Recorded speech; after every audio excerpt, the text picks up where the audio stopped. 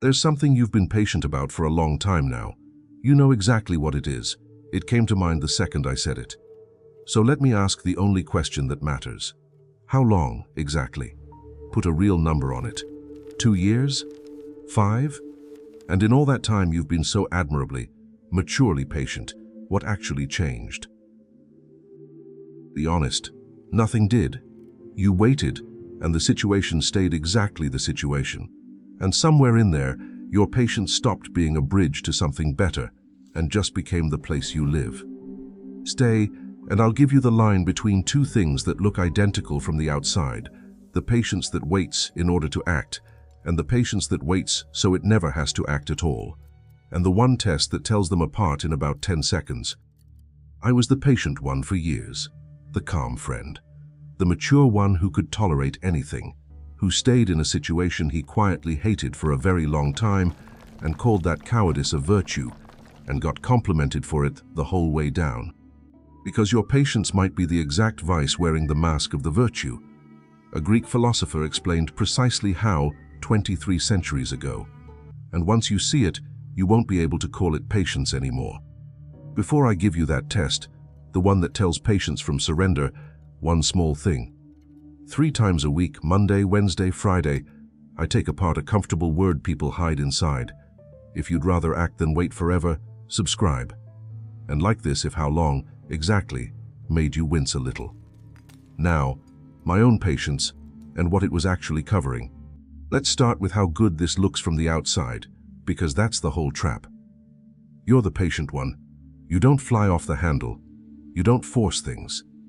When something's wrong, you don't make a scene. You give it time. You let it breathe. You wait for it to work itself out. People love this about you. So calm. So mature. I wish I could be more like you. You've built a real reputation on your ability to endure. And endure you have. There's the job you've been waiting for the right moment to leave for how many years now? The relationship you keep giving more time, sure it'll turn a corner any day. The situation everyone else would have walked out of, and you've stayed and stayed and stayed, being wonderfully patient about it. And on paper, that's strength. Patience is a virtue. Everybody says so. But look at the cost, because it's hidden and it's real. Nothing has moved. You've spent real years, not metaphor, actual years off your actual life, being patient with a thing that has not improved by a single degree. And underneath the calm, if you're honest, there's a low, tired dread. A quiet knowing that you're not really waiting for anything. You're just there, enduring on a loop and calling the loop maturity. But the strange part was never that you're patient. Patience can be a beautiful thing. The strange part is what your patience is quietly protecting you from having to do. Here's what it's protecting you from: acting. The word patience has become the most respectable place you have to hide from the one thing that scares you more than staying miserable, which is doing something about it. Because think about what action would actually require. Quitting means risking the unknown and maybe failing and maybe being wrong about yourself. Confronting someone means a conversation that could blow up, could end things, could make you the bad guy. Leaving means grief and judgment and no guarantee the next thing is better. All of that is terrifying. Staying, meanwhile, costs nothing today. So you stay, and because raw fear is a shameful thing to admit, you don't call it fear, you call it patience. You give your avoidance the one name nobody will ever question, because who argues with a virtue? There's a name for the deeper version of this, and it's grim. In the 60s, a psychologist named Martin Seligman ran experiments where he exposed animals to a discomfort they couldn't escape, no matter what they did. And here's the part that matters. Later, when escape was made easy, the door was literally open, they didn't take it. They'd learned that nothing they did mattered, and that belief had hardened into total passivity, even when it was no longer true. He called it learned helplessness. And it's not just animals. When a person has decided, deep down, that nothing they do will change anything, they stop trying, and then they rename the giving up. They don't call it defeat, they call it acceptance. They call it patience. The white flag gets a nicer word, so the hand that raised it doesn't have to feel the shame. I know this because I lived it. I stayed somewhere I hated for years, telling everyone, including myself, that I was being patient, waiting for the right time, while the right time was a door that had been standing open the whole while. So the patience was never patience, but there's a name for what it actually is, and a philosopher pinned it exactly 2,300 years ago. The philosopher was Aristotle, and around 340 BC, in the Nicomachean Ethics, he laid out a way of understanding virtue that cuts right to the center of your patience. His idea was that every virtue sits in the middle, between two vices, one of too little, one of too much. Virtue is the balance point. Miss it in either direction, and you fall into a vice. His clearest example is courage. Courage, he said, is the mean between two failures. On one side, too much fear, cowardice, the man who runs from every danger, who won't face anything. On the other, too little fear, recklessness, the man who charges at every danger, no judgment, no sense of which fights are worth it. Courage isn't the absence of fear. It's the wisdom to know which dangers to face and which to leave alone, and the nerve to act on that reading. It lives in the middle, and it takes judgment to find. Now hold your patience up to that exact structure, because it has the same shape. Real patience is a mean, the wise middle between acting too soon and never acting at all. It's the judgment to know when a situation genuinely needs time, and the readiness to move the moment it doesn't.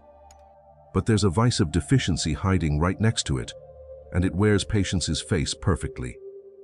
It's the failure of too little, the one that endures everything, forever, not because waiting is wise, but because acting is terrifying.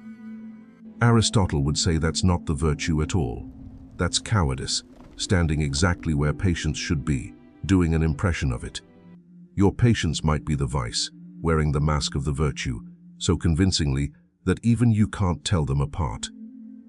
So if that kind of patience is really just surrender in disguise, then what does the real thing look like?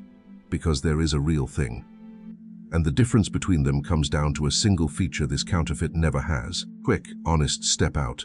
A video that tells you your patience is surrender, instead of praising you for being so admirably mature, doesn't do well with the algorithm that rewards the flattering version of everything. It exists because people fund it directly, not because a feed pushed it. And that's the whole thing in miniature, isn't it? Doing one small real thing, instead of waiting for a better moment that never comes. If it's worth something to you, the Buy Me a Coffee link's in the description. Pay what you want, or nothing, and stay. Now back to it, because real patience, the kind with a spine and a deadline, is next. The single feature is this: real patience has a deadline and a direction. The counterfeit has neither. That's the whole test, and once you have it, you can never unsee it. Look at what real patience actually is. It's active, not passive. It's a choice you keep making, on purpose, toward something. The farmer is patient with the crop, but he's not just waiting, he's tending it, and he knows harvest is coming, and roughly when. You're patient through the hard first year of a real thing, because you can see what it's building toward.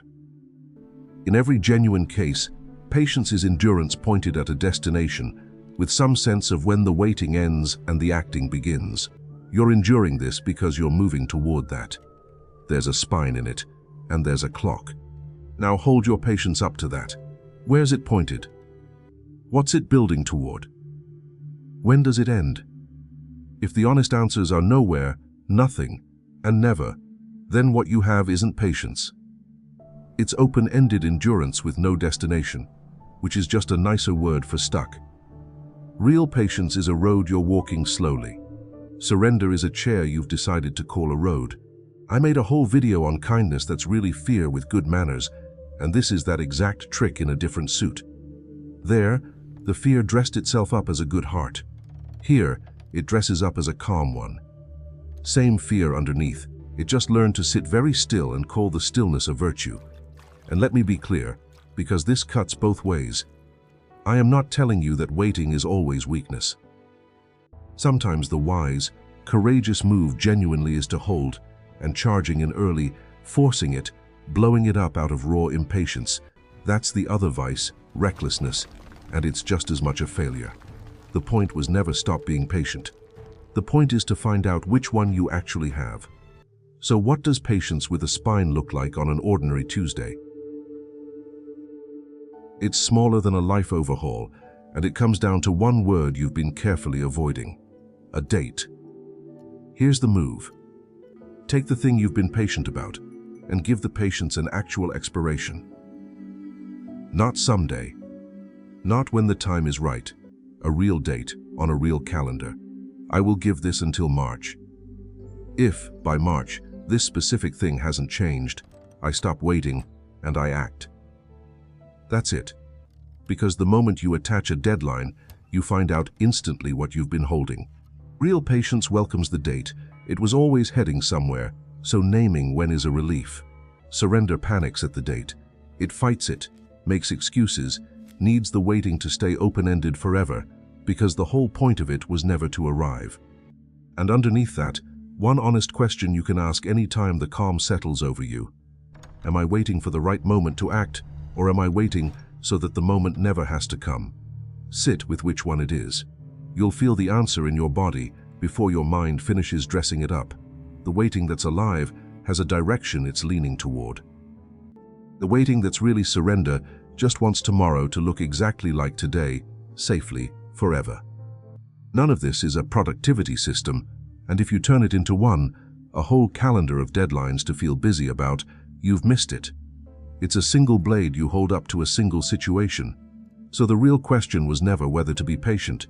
It's whether your waiting has the courage to ever end. So I'm not going to hand you a plan to be more decisive.